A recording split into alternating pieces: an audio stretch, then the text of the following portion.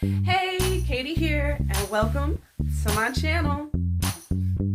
Hey, how are you doing today? I hope you're doing well. I'm doing pretty good. I have 150 subscribers. Wow. Thank you. I'm really excited. Thank you guys so much for subscribing, and if you're new to the channel, go ahead, subscribe, leave a comment, a like, whatever you want to do. I want to build a community of friends. However, today's video is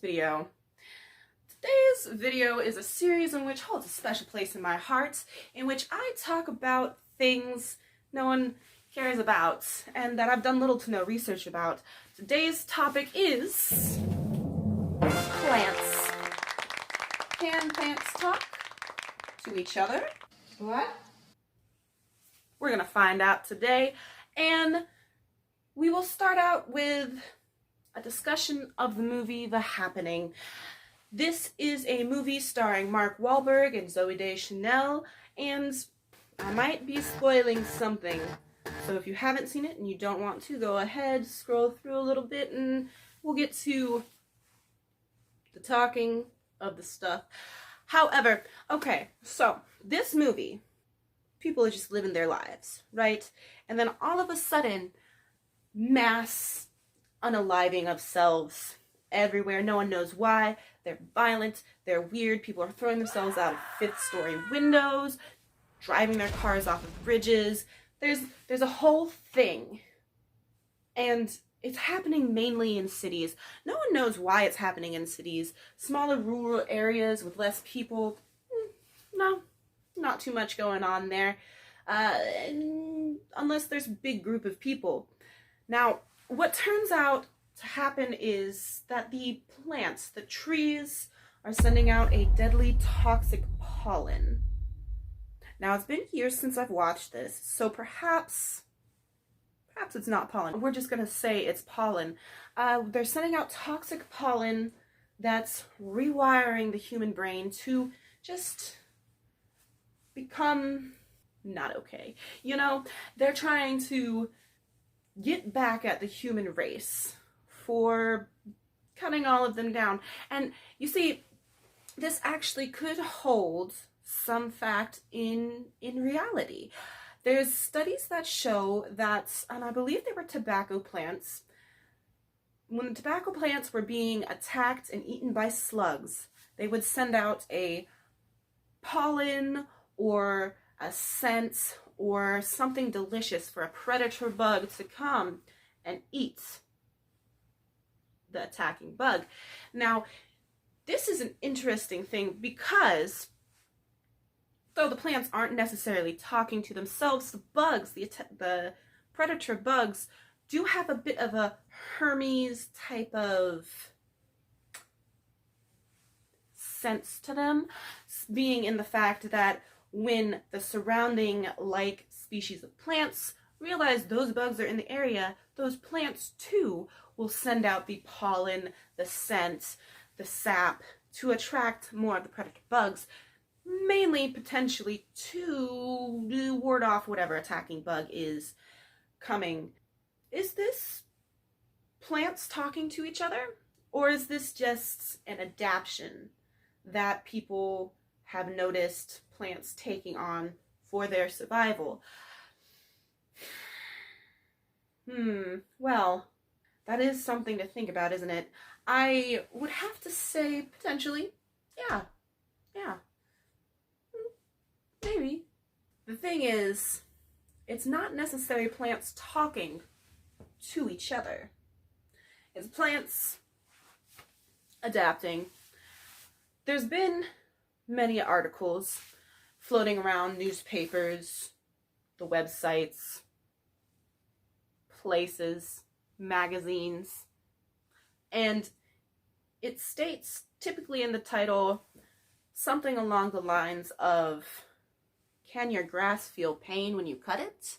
Or are those flowers you picked screaming in agony? I would actually like to think they might. It might. Does it actually hurt them though? I don't know. I don't think they have nerve endings. I hope, because I cut my grass at least once a month. So that would be really sad if I was hurting the grass. But it also helps the grass, so I don't feel too bad about it. I'm gonna have to divert back to the topic. Can plants talk to each other? You see, it could be a potential elephant, orca, whale type of situation where in which we can't hear the frequencies. It could also potentially be just like an electromagnetic wave that plants are bouncing back and forth from each other. And there's been studies, those are usually what the articles are about, are studies of the aforementioned thing, where the frequency of which you can hear is not that of which plants are talking. I am inclined to think plants can talk to each other because there is nearly proven facts that plants can see. Now you see, plants do not have eyes like we do. However, they do have photon recognizing technology in their cells in which they can see light. And we have studied plants in which mimic the leaves of the plants around it. It's a parasitic plant, and it's a vine, and it grows up on plants and will mimic the shape of the leaves in which it is growing on. And it does this, and this is what the study says, that the plants can see the shadows of the leaves. And they know it's this because they've let it grow up on fake plants, and it mimics those leaves. And the interesting thing is that we're just finding this out. I would argue to say that if plants have eyes, they too have mouths. It just might not be in the sense that we are used to saying is a mouth, in which mammals, amphibians, things with brains, I suppose, perceive mouths. I would then have to wonder, do they have vocal cords? Perhaps not, because if plants do not have mouths in which we are used to, they probably don't have vocal cords. They can breathe. They take in carbon dioxide, break it down, and they send it out as oxygen, in which case I suppose they have lungs in their organelles and such. I would have to think that perhaps plants might have vocal cords. It does seem as though it would be plausible that plants are just emitting out some sort of electromagnetic current or some sort of frequency in which we cannot hear.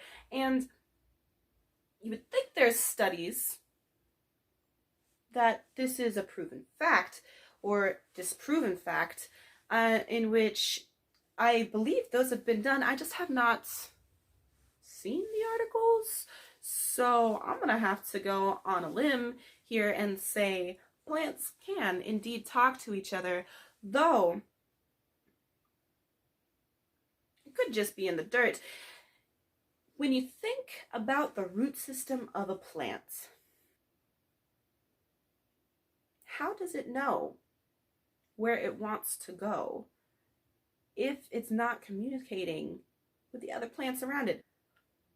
When those roots go out into the dirt and they're reaching around for different types of nutrients, and they find a patch in which has nutrients it needs, but not all the nutrients it needs, it may know that there is another plant nearby in which soaks up the nutrients that are missing. And is this a form of communication?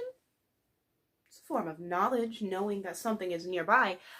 Would it be a technical form of communication? I mean, no.